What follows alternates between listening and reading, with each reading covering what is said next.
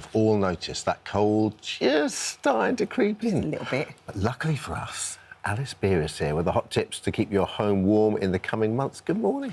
Thank the Lord, eh? It really is getting chilly. I mean, are you one of them people who likes to be warm in your house or cold in your house? No, we have thermostat wars in our house, as do many people. So yesterday, I'm in a T-shirt and Paul's in there sneaking the thermostat up.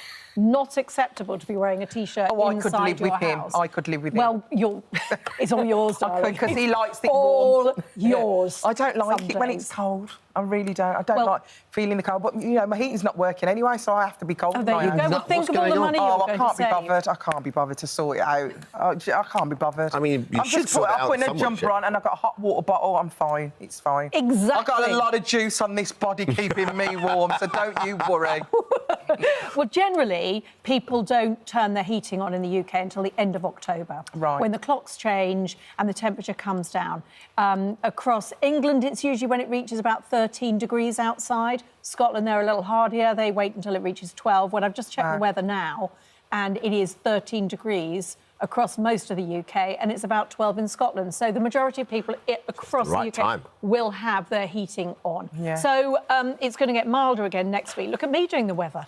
It's going to get milder again next week. So take this as a little dress rehearsal that your heating has gone on. There are things you need to do now and get in your brain before the winter really comes in that is going to save you money. There's so much we can do. So much. It's so comprehensive. Because I was thinking with this item, I mean, like... Were you thinking yawn? It's Alice again. I was thinking, oh, what is she bang on about? Do you know what? We get excited when you're on. I was thinking, apart from like a couple of, like you said, bleed the radiators or something, what else is there? But there's loads, right? So where do we start? And a lot of people will say, oh, I knew that. But knowing it and doing it are two very different things. Very true. And when there's hundreds of pounds at stake, you've got to do it. Unless you've got your money on the dosh that Kate Lawler's got, then... OK, so let's look, first of all, at making your system the most efficient it can possibly be, because then it's going to cost you less money. First of all, bleeding radiators. Those bleeding radiators. It's a very obvious thing. If you're bleeding the radiator, you're getting rid of trapped air within the radiator, and it means that all the hot water can circulate and it'll be efficient and effective at throwing out heat.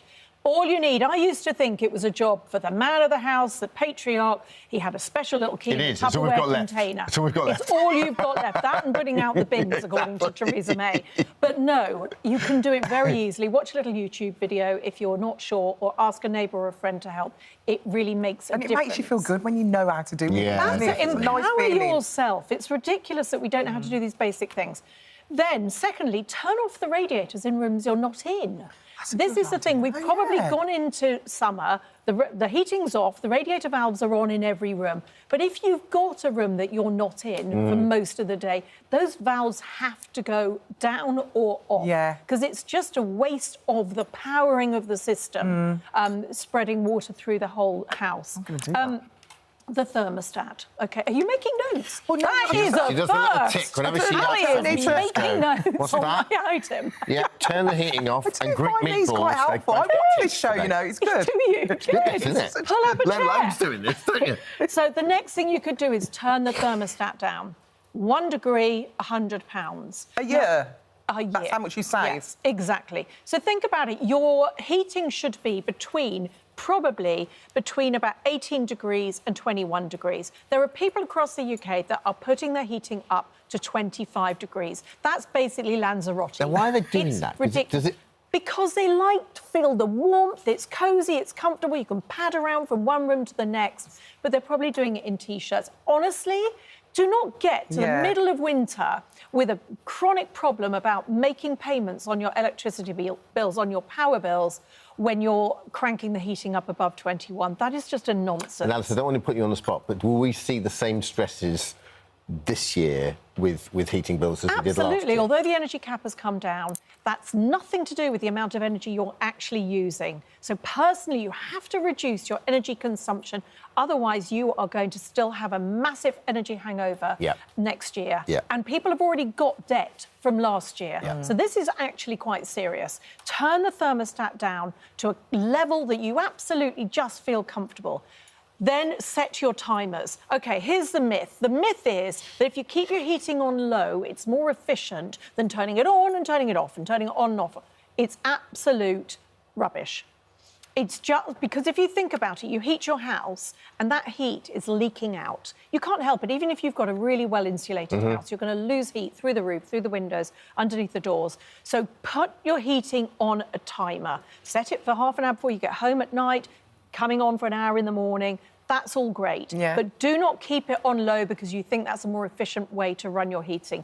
It's not, and it will be more expensive. Write that down, because that one's important it's funny, because my mum used to say it's better to leave the heating on than to keep turning it and off. And a lot of people believe that, but it's not true. OK, so the other thing you can do, and this is a bit more complicated, if you've got a combi boiler, you've basically got water, hot water running on demand, running through your house.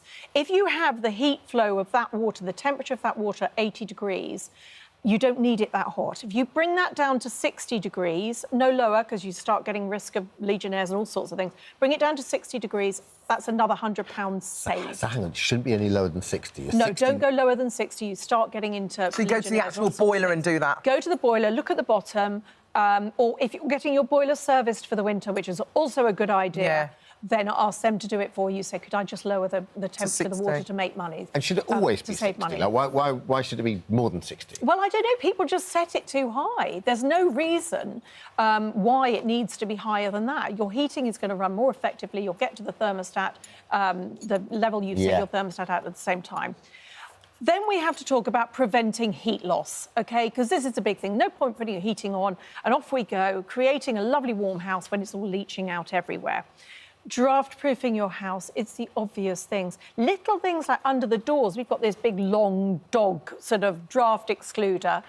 Just goes along the door. I got it out the other weekend. And they do work, time for that. Great. Absolutely. Use anything, even if it's a rolled-up blanket or towel. Block that draft, especially if you've got elderly or vulnerable people in the house. Sitting in a draft is miserable. Keyholes, letterboxes, block out the draft. Don't let the cold air in. Keep it in. And I don't want to be patronising, but can we just get our heads around heating yourself rather than your home? Yes. Go for proper, effective, efficient clothing. Don't heat all the air around you when you're sitting in something flimsy. Yeah. Put on something that is effective and warm, and consider electric blankets so that you get into a cosy bed at night. They cost pennies to heat up. No consideration. I love an electric blanket. So do I. I need to take mine out now. Cheap and effective. Check it very carefully before you put it on. Make sure all the wires are efficient. Do you know what I've been doing a lot recently for the last couple of nights? My wife, hot water bottle. She loves the hot water bottle. It's so comforting. Shall we do our safety thing on the hot water bottles as well? You need to check the expiration date. With the... I didn't even know there was an expiration I know, that's a whole date. other item I'm going to tell you. Can I quickly just say, if you're worried about all this talk and worried about winter coming on, talk to your supplier, manage your payment plans, talk to your landlord, talk to the CAB, work out if you're on the right tariff and you're getting all the help you can get before we go into winter and before you start getting worried about how much you're going to pay.